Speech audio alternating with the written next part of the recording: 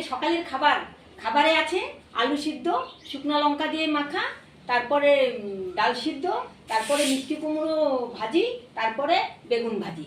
তা এখন খেতে থাকি। সকালের খাবার সব গরম গরম বন্ধুরা। আর আলু মাখা তো শুকনো লঙ্কা দিয়ে বানালে খেতে খুব ভালো লাগে, আমার তো খুবই ভালো লাগে বন্ধুরা। আলু সিদ্ধ মেখেছি শুকনো লঙ্কা দিয়ে, সেই টেস্ট লাগে খেতে। আর গরম গরম ভাত, ডাল, বেগুন ভাজি আর মিষ্টি কুমড়ো ভাজি সকাল সকাল খেতে খুব ভালো লাগে। তো খেয়ে নিচ্ছি বন্ধুরা।